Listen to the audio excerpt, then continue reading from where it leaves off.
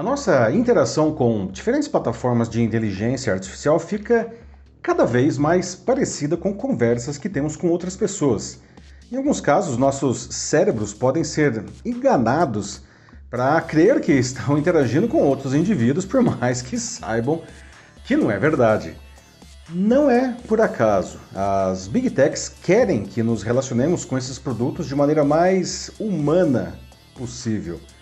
Mas, longe de ser apenas um recurso para melhorar a sua usabilidade, isso levanta questionamentos éticos e até de produtividade. Bem, ao longo da nossa evolução, aprimoramos a capacidade de atribuirmos características humanas ao que não é. Fazemos isso com animais de estimação, com objetos, fenômenos da natureza, até com deuses. É o que chamamos de antropomorfismo. Por exemplo, dizemos que o cachorro é muito inteligente, o carro está nervoso, a chuva está chorando, e representamos divindades com corpos e emoções humanas.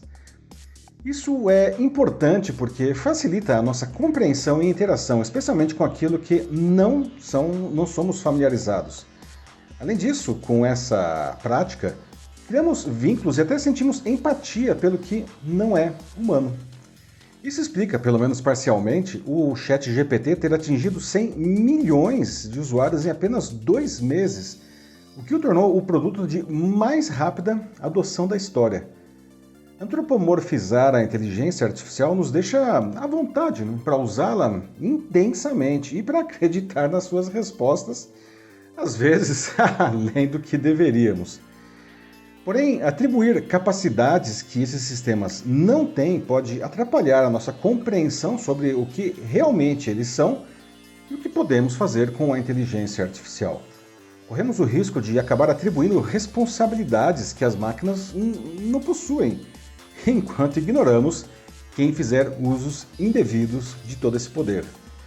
Por isso, precisamos usar a IA como ela realmente é. Eu sou Paulo Silvestre, consultor de mídia, cultura e transformação digital, e essa é mais uma pílula de cultura digital para começarmos bem a semana, disponível em vídeo e em podcast.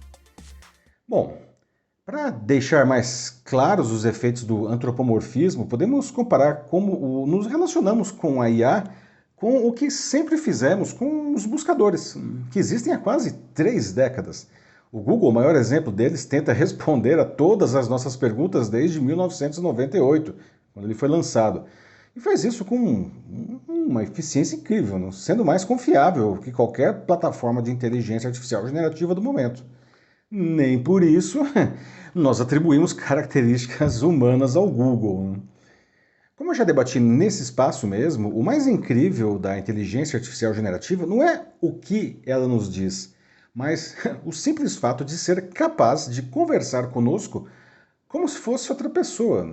E isso facilita o seu uso e aumenta a credibilidade das suas respostas, mesmo quando ela nos diz alguma bobagem, nas chamadas alucinações da IA. Quando lançou o GPT-4o no dia 13 agora, a OpenAI dobrou essa aposta. Essa nova versão do cérebro do ChatGPT fala conosco com uma fluidez ainda mais impressionante. E é capaz de analisar ao mesmo tempo texto, voz, áudios, imagens, e tudo isso em tempo real, tá? Enxergando, aliás, olha aí a antropomorfização, né? E analisando o que filmamos com o nosso celular, né? Para reforçar ainda mais essa projeção, a empresa sugeriu que estaríamos nos aproximando do que é visto no filme Ela, que é de 2013, dirigido pelo Spike Jonze e estrelado pelo Joaquin Phoenix e pela Scarlett Johansson. E nessa história, o Theodore, que é vivido pelo Phoenix, ele se apaixona pela Samantha, que é a voz da Johansson, que é o sistema operacional do seu computador e do seu smartphone, movido por uma aparente inteligência artificial geral. O Sam Altman, que é o CEO da OpenAI, disse que ela é o seu filme preferido. E ele tentou, inclusive, contratar a Scarlett Johansson para dar a voz ao GPT-4o, mas ela recusou a oferta. Só que não satisfeito, ele lançou o produto com uma voz muito parecida com a dela, o que lhe rendeu um processo da atriz, não? E aquela voz deixou de ser oferecida na plataforma. Se tudo isso parece ficção científica demais para você, não, veja só, uma pesquisa publicada no ano passado na JAMA, que é a revista da Associação Médica Americana, indicou que pacientes consideraram empáticas quase 10 vezes mais respostas dadas por um chatbot em relação às respostas de médicos humanos. Durmam com um barulho desse. Na verdade, os pacientes sentiram alguma empatia, né, pelo médico em apenas 5% das consultas, o que, aliás, não deixa de ser uma informação importante por si só. As pessoas querem se sentir acolhidas. Será que chegamos a um ponto em que as máquinas serão mais eficientes em nos acolher, não, que os humanos? Bom, o filósofo italiano e professor de Oxford, Luciano Floridi, considerado uma das maiores autoridades nos campos da filosofia e da ética da informação, publicou um artigo recentemente, agora nesse ano, em que afirma que a inteligência artificial cria os mecanismos do que ele chama de hiperpersuasão. Resumidamente, essas plataformas ofereceriam um enorme poder para se convencer qualquer pessoa sobre qualquer coisa.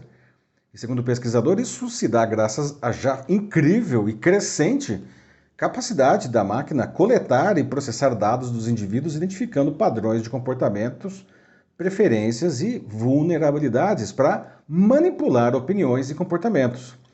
Além disso, a inteligência artificial generativa pode produzir todo tipo de conteúdo com alta qualidade e cada vez mais parecida ao gerado por humanos.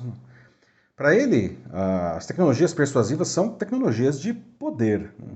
Já experimentamos isso agora, né, com as redes sociais, né? E esse processo deve se intensificar muito com a IA, não apenas pela tecnologia em si, mas pelos usos indevidos, não, de grupos políticos e econômicos. Para minimizar esses riscos, o Floridi afirma que é necessária uma melhor proteção legal e ética da privacidade contra os usos persuasivos da IA.